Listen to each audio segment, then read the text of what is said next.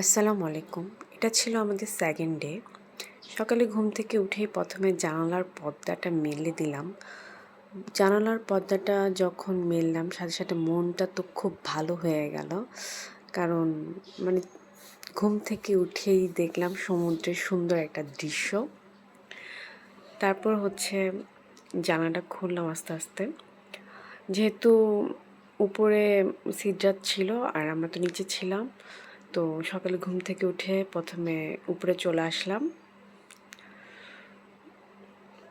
সিদ্ধার্থকে উঠালাম, সিদ্ধার্থ আর আমি একসাথেই ছিলাম উপরে।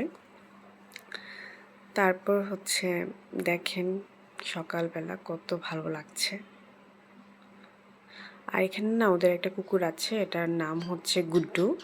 আমরা ব্রেকফাস্ট করতে চলে এসেছি আর ওদের এই কমপ্লিমেন্টারি ব্রেকফাস্টে পরোটা ছিল, ভাজি ছিল, ডিম পোস্ট ছিল, তারপর চিকেন কারি ছিল, চা ছিল, তারপর একটা ফ্রুটসের প্লেট ছিল যেখানে ওয়াটারমেলন, বড়ই, তারপর অ্যাপেল, কমলা সব কিছু ছিল।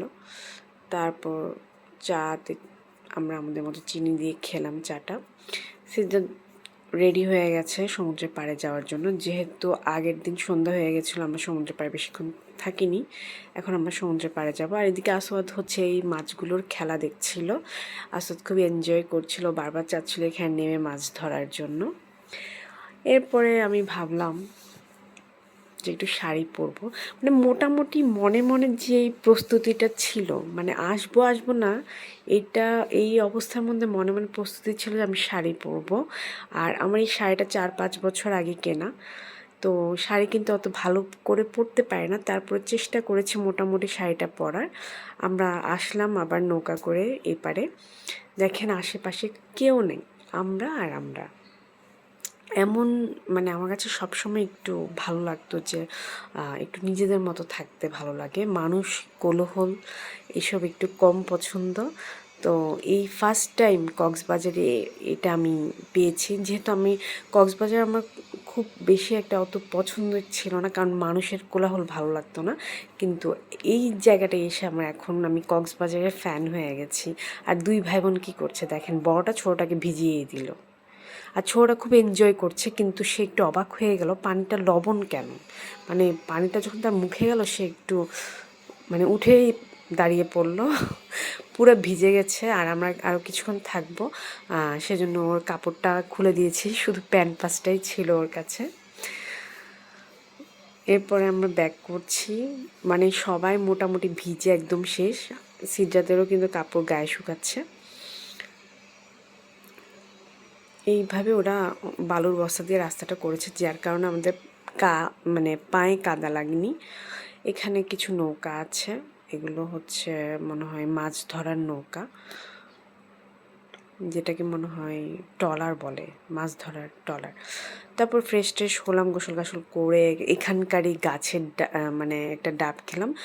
ডাবটা মোটামুটি ভালো ছিল, তবে দাম ছিল 180 টাকা না 90 টাকা, ঠিক মনে পড়ছে না আমার। সিদ্ধার্থ রেডি হয়ে গেল, আমরা লাঞ্চ করব। আর গুড্ডু তো সিদ্ধার্থের ফ্যান হয়ে গেল, সে সিদ্ধার্থের সাথে খেলতে চাচ্ছিল। সিদ্ধার্থ এসব ভয় পায় না, আমি হলে তো এক দৌড়ে পালাতাম। সিদ্ধার্থ দেখছি ওকে খুব আদর করছে। গুড্ডু, তারপর লিও, এরা আমার বাচ্চাদের খুব ফ্যান হয়ে গেছে এখানে। আর আমাদের দুপুরের খাবারে ছিল আলু ভর্তা, লইট্টা ফ্রাই, রূপচাঁদা মাছের কারি, আর সিদ্ধার্থের জন্য ছিল চিকেন কারি, ডাল আর ভাত। খাওয়া দাওয়া করে আমি এখানে একটু বসলাম, দোলনাটা ভালো লেগেছে তাই একটু বসলাম। এরপরে এদিকে তো সিদ্ধার্থ লিওর সাথে আছে। এবার দুপুরে আমরা কিছুক্ষণ রেস্ট নিচ্ছিলাম, বসেছিলাম জানলার পাশে, ঠান্ডা একটা বাতাস আর সমুদ্র দেখতে খুব ভালোই লাগছিল। এরপরে রাসেল বলছিল চলো আবার যাই আমরা সমুদ্রে, কিন্তু বাচ্চারা তো বুঝতেই চায় না। আমি বললাম না, এখন আর যাবো না, ফ্রেশ হয়েছি, টায়ার্ড হয়ে গেছে, ওদেরকে নিয়ে এমনিতেই আশেপাশে ঘুরি। আর এখানে আশেপাশে শুধু আমাদের রিসোর্ট ছাড়া আরও রিসোর্ট ছিল, ছায়াবিথি, ওয়েভিশিয়া, তারপর মোনা, আরও কয়েকটা ছিল। তারপর ক্যাম্পিংয়ের তাঁবু ছিল, ওদের একটা ক্যাম্পিংয়ের একটা ইয়া ছিল, রিসোর্টের মতো। তো আমরা আশেপাশে ঘুরে ঘুরে এগুলো দেখছিলাম একটু। আর বাচ্চারা কাঁকড়াগুলো যে দৌড়াচ্ছিল, এই কাঁকড়াদেরকে নিয়ে খেলা করছিল, আমাদের ভালোই লাগছিল। এরপর তো রাত হয়ে গেল। এখানে একটা ক্যান্ডেল লাইট ডিনারের আয়োজন চলছিল। আপনারা যারা আসতে চান, ক্যান্ডেল লাইট ডিনারের অ্যারেঞ্জমেন্ট করতে বললে ওরা কিন্তু সুন্দর করে করে দেয় অ্যারেঞ্জমেন্ট। আসলে খুব ভালো লাগে। ক্যান্ডেল লাইট ডিনারের যে ওরা ডেকোরেশন করছিল দেখে খুব ভালো লাগছিল। সমুদ্র, ঠান্ডা বাতাস, আর এখানে ডিনার।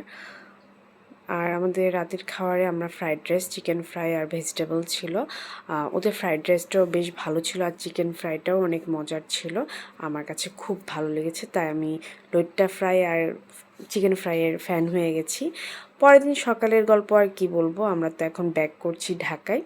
চিটাঙে হয়তো 20 মিনিট আমাদের যাত্রা বিরতি থাকবে। আর আমরা হচ্ছে দুপুরের খাওয়াটা এখান থেকে নিয়ে নিচ্ছি। এটা হচ্ছে আলগুনি হোটেল। আলগুনি হোটেলে গিয়ে আমরা দুপুরের খাওয়াটা নিয়ে মাত্র ট্রেনে ওঠার জন্য স্টেশন চলে গেলাম। মানে যেহেতু আমরা প্যাচারদ্বীপ ছিলাম, প্যাচারদ্বীপ থেকে স্টেশন আসতে অনেক সময় লেগেছে। আমাদের 12:30টার ট্রেন ছিল। তার আগে আমরা কি করেছি, আলগুনি হোটেল থেকে আমাদের দুপুরে লাঞ্চটা নিয়ে ট্রেনে বসে গেলাম।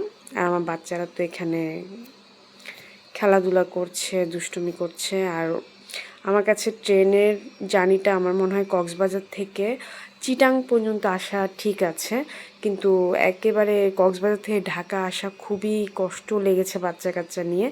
তারপর আলহামদুলিল্লাহ ভালোভাবে আমরা এসেছি। আর আমাদের কর্ণফুলী নদী দেখতে দেখতে আমরা চিটাংয়ের উদ্দেশ্যে চলে যাচ্ছি। কর্ণফুলী যখন দেখছি মনে মনে বলছে আমার চিটাংয়ে, মানে একদম সিটির কাছে আমরা এসে গেছি। তো স্টেশনে আমার আম্মু, আমার ভাইয়ের বউ আর আমার ভাই এসেছিল আমাদের সাথে দেখা করতে। আমরা তাদের সাথে 10-15 মিনিট কিছুক্ষণ সময় কাটিয়েছি। আবার তো ঢাকার উদ্দেশ্যে ট্রেন ছেড়ে দেয়। কিন্তু সত্যি অনেক লং একটা জার্নি লেগেছে আমার। ট্রেনে ভালো লাগেনি তেমন একটা, কষ্ট হয়েছে একটু। আর ইন টোটাল বলবো এই কক্সবাজার জার্নিটা আসলে আমাদের জন্য খুব সুন্দর ছিল। হুটহাট সিদ্ধান্তে কোনো যদি মানে ট্যুরের অ্যারেঞ্জ হয়, আসলে মনে হয় ওই ট্যুরটা খুব ভালো হয়, সুন্দর হয়। হঠাৎ করে কোনো প্ল্যান ছাড়া এই ট্যুরটা আমাদের জন্য ভালো হয়েছিল, আলহামদুলিল্লাহ।